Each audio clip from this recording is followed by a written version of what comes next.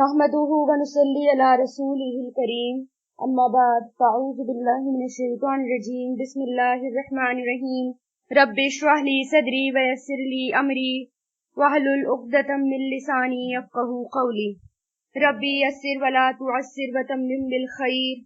अल्लाहुम्मा फ़क़ीहना फ़िद्दीन, अल्लाहुम्मा फ़क़ीहना फ़िद्दीन।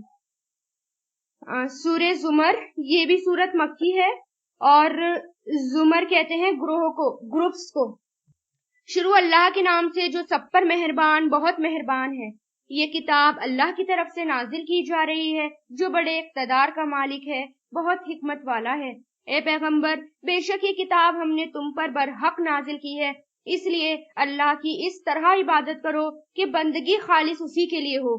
याद रखो कि खालिस बंदगी उसी का हक है, यानी सिर्फ और सिर्फ अल्लाह ताला का हक है इबादत करना, सिर्फ उसी की इबादत की जाएगी, उसके अलावा और किसी की नहीं। और जिन लोगों ने उसके बजाय दूसरे रखवाले बना लिए, ये कहकर के हम उनकी इबादत सिर्फ इसलिए करते हैं कि ये हमें अल्लाह के करीब कर देंगे और उनके दरमियान अल्लाह उन बातों का फैसला करेगा जिनमें वो इख्तलाफ कर रहे हैं। यकीन रखो कि अल्लाह किसी ऐसे शख्स को रास्ते पर नहीं लाता जो झूठा हो और कुफ्र पर अड़ा हुआ हो। अगर अल्लाह ये चाहता कि किसी को औलाद बनाए तो वो अपनी मखलूक में से जिसको चाहता चुन लेता, लेकिन वो पाक है इस बात से कि उसकी कोई औलाद हो। वो तो अल्लाह है, एक और जबरदस्त इक़्तिदार का मालिक। उसने सारे आसमान और जमीन को बरहक पैदा किया। वो रात को दिन पर लपेट देता है और दिन को रात पर लपेट देता है, और उसने सूरज और चांद को काम पर लगा दिया। हर एक अपनी मुकर्रर वक्त तक के लिए रवा दवा है। याद रखो वो बड़े इक़्तिदार का मालिक, बहुत बख्शने वाला है। उसने तुम सबको एक शख्स से पैदा किया, यानी आदम अलैहिस्सलाम से, फिर उसी से उसका जोड़ा बना दिया, यानी माँ हव्वा, और तुम्हारे लिए मवेशियों में से 8 जोड़े बना दिए, यानी हमारे लिए, हमारे फायदों के लिए। यानी पहले इंसान बनाए अल्लाह ताला ने, और इंसान के फायदों के लिए मवेशियों के 8 जोड़े, जिनका जिक्र सूरतुल बकरा में गुजर चुका है। और तुम्हारी तख्लीक तुम्हारी माओं के पेट में इस तरह करता है कि 3 अंधेरियों के दरमियान तुम बनावट के एक मरहले के बाद दूसरे मरहले से गुजरते जाते हो, यानी 3 लेयर्स होती हैं, उसके बाद जो अंधेरे होते हैं, और उसके बाद 40-40 दिन के बाद एक नई बनावट में तुम बनते चले जाते हो। वो है अल्लाह जो तुम्हारा परवरदिगार, सारी बादशाहत उसी की, उसी के सिवा कोई इबादत के लायक नहीं है।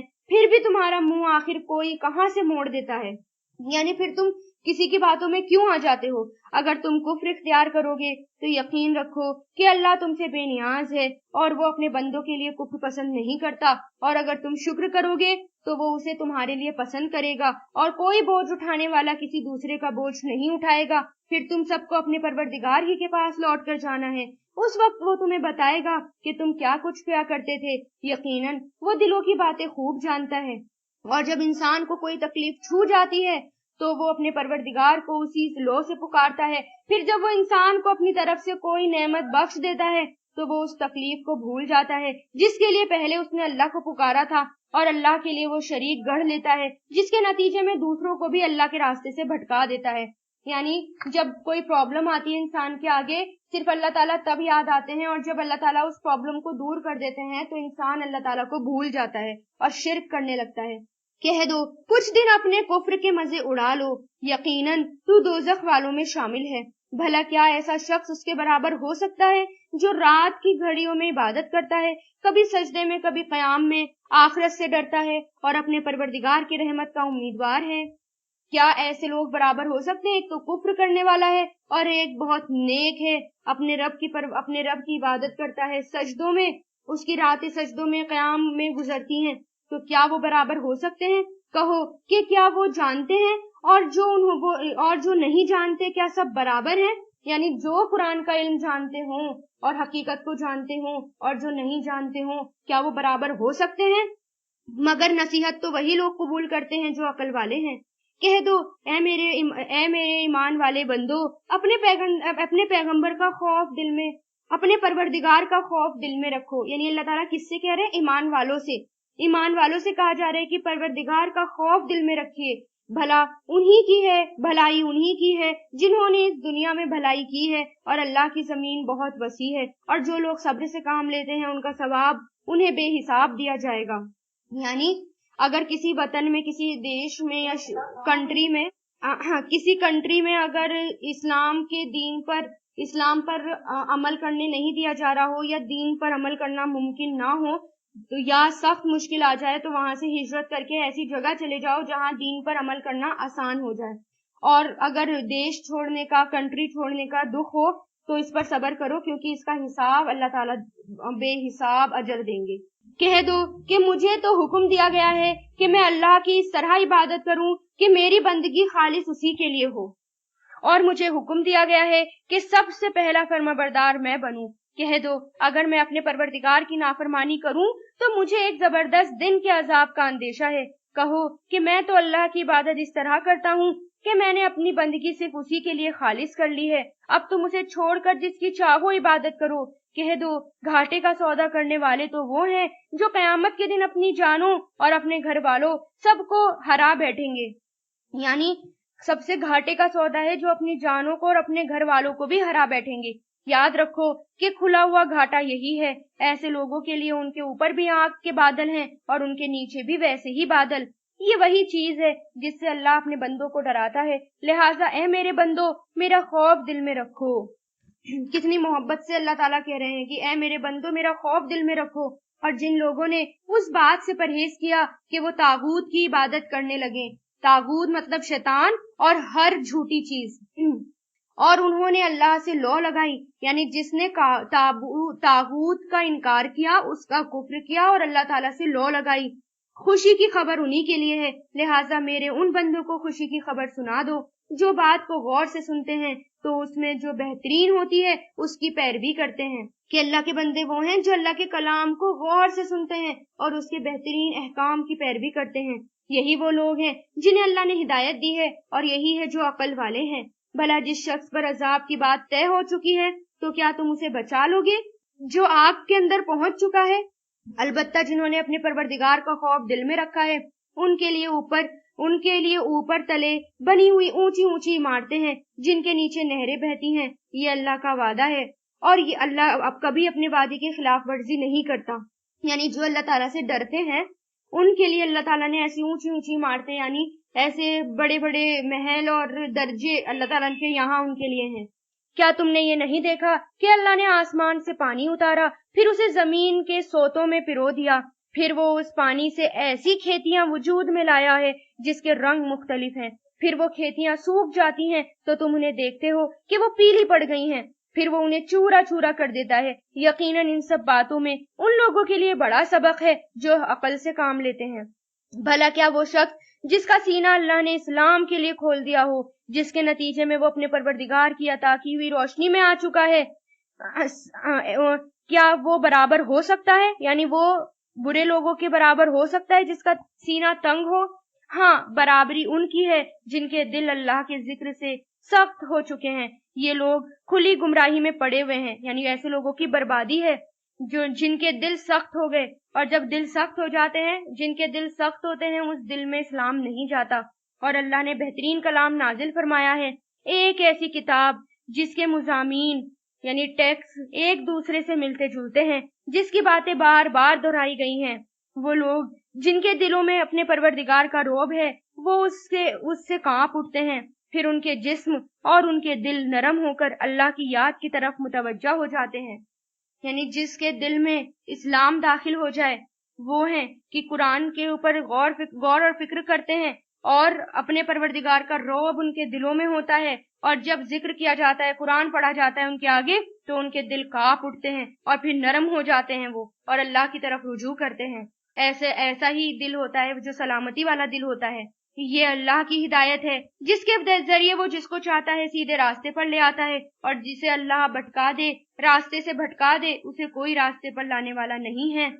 भला उस शख्स का कैसा बुरा हाल होगा जो अपने चेहरे ही से बदतरीन अजाब को रोकना चाहेगा, और जालिमों से कहा जाएगा कि चखो उस कमाई का जो तुमने कर रखी थी। यानी जब जहन्नम में डाला जाएगा तो हाथ और पैर बंधे हुए होंगे, और फिर क्योंकि जब अजाब आता है या कोई बहुत बड़ी आफत आती है, तो इंसान अपने हाथों से या पैरों से उसको दूर करने की कोशिश करता है, लेकिन हाथ पैर तो बंधे हुए होंगे, तो वो चेहरा ही होगा जिससे वो कोशिश करेगा कि आग उसके सामने से हट जाए। لیکن وہ ہٹ نہیں پائے گی۔ پھر اللہ تعالیٰ کہیں گے مزہ چکھو اس کمائی کا جو تم نے کر رکھی تھی۔ جو لوگ ان سے پہلے تھے انہوں نے بھی پیغمبروں کو جھٹلایا تھا، جس کے نتیجے میں ان پر عذاب ایسی جگہ سے آیا جس کی طرف ان کا گمان بھی نہیں کیا جا سکتا تھا۔ چنانچہ اللہ نے ان کو اسی دنیا میں رسوائی کا مزہ چکھایا، اور آخرت میں عذاب تو اور بھی بڑا ہے۔ کاش یہ لوگ جانتے۔ حقیقت یہ ہے کہ ہم نے اس قرآن میں ہر قسم کی مثالیں بیان کی ہیں تاکہ لوگ سبق حاصل کریں۔ یہ عربی قرآن جس میں کوئی ٹیڑھا پن نہیں، تاکہ لوگ تقوی اختیار کریں۔ اللہ نے ایک مثال دی ہے کہ ایک غلام شخص ہے جس کی ملکیت میں کئی لوگ شریک ہیں، جن کے درمیان آپس میں کھینچ تان بھی ہے، اور دوسرا غلام شخص وہ ہے جو پورے کا پورا ایک ہی آدمی کی ملکیت ہے۔ کیا ان دونوں کی حالت ایک جیسی ہو سکتی ہے؟ ایک غلام وہ ہے جسے صرف ایک آدمی کنٹرول کر رہا ہے، اور ایک غلام وہ ہے جسے بہت سارے آدمی کنٹرول کر رہے ہیں۔ کوئی حکم دیتا ہے، دوسرا کچھ اور حکم دے گا، تیسرا کچھ اور حکم دے گا، اور اس کی حالت بالکل خراب ہو گئی۔ اور ایک غلام وہ ہے جو صرف ایک ہی آقا کے کنٹرول میں ہے، ایک ہی آقا کی باتیں مانتا ہے۔ تو کیا وہ دونوں برابر ہو سکتے ہیں؟ جو صرف ایک اللہ کو مانتا ہے اور جو بہت سارے خداؤں کو مانتے ہیں، کیا وہ دونوں برابر ہو سکتے ہیں؟ الحمدللہ اس مثال سے بات بالکل واضح ہو گئی، لیکن ان میں سے اکثر لوگ سمجھتے ہی نہیں۔ اے پیغمبر، موت تمہیں بھی آنی ہے اور موت انہیں بھی آنی ہے، پھر تم سب قیامت کے دن اپنے پروردگار کے پاس اپنا مقدمہ پیش کرو گے۔ اب بتاؤ کہ اس شخص سے بڑا ظالم کون ہوگا جو اللہ پر جھوٹ باندھے اور جب سچی بات اس کے پاس آئے تو وہ اس کو جھٹلا دے۔ کیا جہنم میں ایسے کافروں کا ٹھکانہ نہیں ہوگا؟ اور جو لوگ سچی بات لے کر آئے ہیں اور خود بھی اسے سچ مانے، وہ ہیں جو متقی ہیں۔ ان کو اپنے پروردگار کے پاس ہر وہ چیز ملے گی جو وہ چاہیں گے۔ یہ ہے نیک لوگوں کا بدلہ، تاکہ انہوں نے جو بدترین کام کیے ہیں اللہ ان کا کفارہ کر دے، اور جو بہترین کام کرتے رہے ہیں ان کا ثواب انہیں عطا فرما دے۔ نیک لوگ جتنے بھی ہوتے ہیں، بڑے سے بڑا نیک آدمی بھی، اس سے بھی غلطیاں ہو جاتی ہیں، اس سے بھی گناہ ہو جاتے ہیں، لیکن وہ اس گناہ سے اللہ تعالیٰ معافی مانگتے ہیں، اللہ تعالیٰ کی طرف رجوع کرتے ہیں، اللہ تعالیٰ کی طرف جھک جاتے ہیں اور فوراً استغفار کرتے ہیں، پھر اللہ تعالیٰ ان کے گناہوں کو ثوابوں میں بدل دیتا ہے۔ اے پیغمبر، کیا اللہ اپنے بندوں کے لیے کافی نہیں ہے؟ اور یہ لوگ تمہیں اس کے سوا دوسروں سے ڈراتے ہیں۔ جسے اللہ راستے سے بھٹکا دے اسے کوئی راستے پر لانے والا نہیں ہے، اور جسے اللہ سیدھے راستے پر لے آئے اسے کوئی راستے سے بھٹکانے والا نہیں ہے۔ اگر کوئی سیدھے راستے پر آ جائے تو دنیا کی کوئی طاقت نہیں جو اسے اس راستے سے ہٹا دے۔ کیا اللہ زبردست انتقام لینے والا نہیں؟ اور اگر تم ان سے پوچھو کہ آسمان اور زمین کو کس نے پیدا کیا تو وہ ضرور کہیں گے کہ اللہ نے۔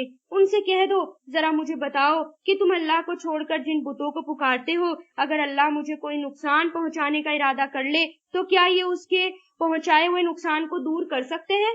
یا اگر اللہ مجھ پر مہربانی فرمانا چاہے تو کیا یہ اس کی رحمت کو روک سکتے ہیں؟ کہو کہ میرے لیے اللہ ہی کافی ہے، بھروسہ رکھنے والے صرف اسی پر بھروسہ رکھتے ہیں۔ مومن جو ہے صرف اور صرف اللہ کی ذات پر ہی بھروسہ کرتے ہیں۔ کہہ دو، اے میری قوم کے لوگوں، تم اپنے طریقے پر عمل کیے جاؤ، میں اپنے طریقے پر عمل کر رہا ہوں، پھر عنقریب تم سب کو پتہ چل جائے گا کہ کس پر عذاب آتا ہے جو اسے رسوا کر کے رکھ دے گا، اور کس پر وہ عذاب نازل ہوتا ہے جو ہمیشہ جم کر رہے گا۔ کیونکہ مشرکین مکہ مانتے نہیں تھے کہ عذاب آئے گا، آپ صلی اللہ علیہ وسلم کو جھٹلاتے تھے، تو اس لیے اللہ تعالیٰ کہہ رہے ہیں کہ ان سے کہہ دو کہ جب عذاب آئے گا تو پتہ چل جائے گا کہ کس کو وہ عذاب رسوا کرے گا۔ اے پیغمبر، ہم نے لوگوں کے فائدے کے لیے تم پر یہ کتاب برحق نازل کی ہے۔ اب جو شخص سیدھے راستے پر آ جائے گا وہ اپنی ہی بھلائی کے لیے آئے گا، اور جو گمراہی اختیار کرے گا وہ اپنی گمراہی سے اپنا ہی نقصان کرے گا، اور تم اس کے ذمہ دار نہیں ہو۔ آپ کی ذمہ داری نہیں ہے، وہ اپنی ہی ذمہ داری ان کی اپنی ہوگی۔ اور اللہ تمام روحوں کو ان کی موت کے وقت قبض کر لیتا ہے، اور جن کو ابھی موت نہیں آنی ہوتی ان کو بھی ان کی نیند کی حالت میں قبض کر لیتا ہے۔ پھر جن کے بارے میں اس نے موت کا فیصلہ کر لیا انہیں اپنے پاس روک لیتا ہے، اور دوسری روحوں کو ایک مقرر وقت تک کے لیے چھوڑ دیتا ہے۔ جسم کے اندر دو روح ہوتی ہیں۔ جب انسان نیند کی حالت میں ہوتا ہے، جب انسان سو جاتا ہے تو اللہ تعالیٰ ایک روح نکال لیتے ہیں، اور ایک روح باقی بچتی ہے جس سے اس کے سارے باڈی پارٹس، سارے اندر کے انٹرنل سسٹم سب کام کر رہے ہوتے ہیں۔ اور جب اللہ تعالیٰ موت کا فیصلہ کر لیتے ہیں تو انسان کی دوسری روح کو بھی واپس بلا لیتے ہیں اور انسان سوتا کا سوتا رہ جاتا ہے. لیکن جب اللہ تعالیٰ کو انسان کو اٹھانا ہوتا ہے تو اللہ تعالیٰ دوسری روح کو بھی واپس کر دیتا ہے. اس طرح صبح کو انسان اٹھ جاتا ہے. یہ ایک روز ریگولر اللہ تعالیٰ زندگی اور موت کا پریکٹیکل ہمیں دکھا رہے ہوتے ہیں, ہمیں ایک ڈیمو کر کے دکھا رہے ہوتے ہیں تاکہ انسان اسی سے ہی مان جائے اور اللہ پر ایمان لے آئے. اس لیے جب سو کر اٹھے تو اللہ تعالیٰ سے دعا کریں اور اللہ تعالیٰ کی شکر ادا کریں, اس کی تمام تعریف اس کی بیان کریں. الحمدللہ الذی احیانا بعد ما اماتنا والیہ النشور. اس لیے دعا کرنے کو کہا گیا ہے اٹھتے ہی فوراً. یقیناً اس بات میں ان لوگوں کے لیے بڑی نشانیاں ہیں جو غور اور فکر سے کام لیتے ہیں. یعنی جب تم سوتے ہو, سو کر اٹھتے ہو, یہ بھی ایک نشانی ہے ان لوگوں کے لیے جو عقل سے کام لیتے ہیں.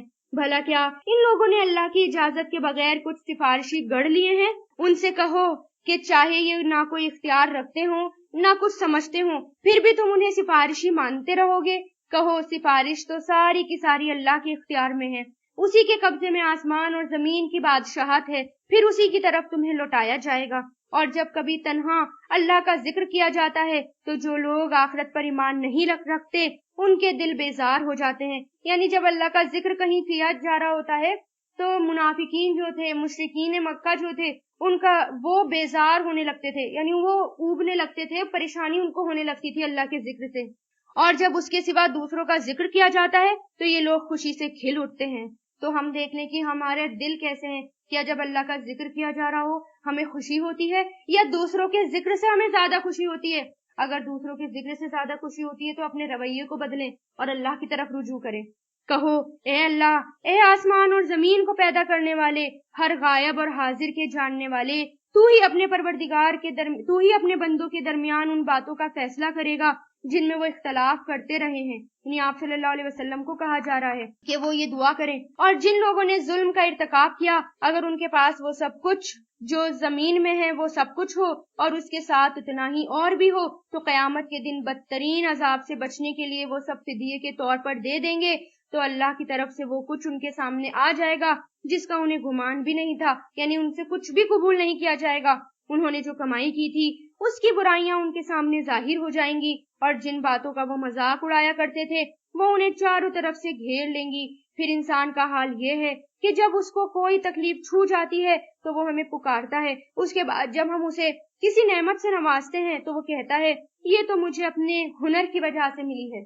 نہیں, بلکہ یہ تو آزمائش ہے. لیکن ان میں سے اکثر لوگ نہیں جانتے. اگر ہمیں بڑی سی بڑی جاب مل جائے یا ہمیں کوئی نعمت مل جائے تو وہ ہماری ہنر کی وجہ سے ہمیں نہیں ملتی.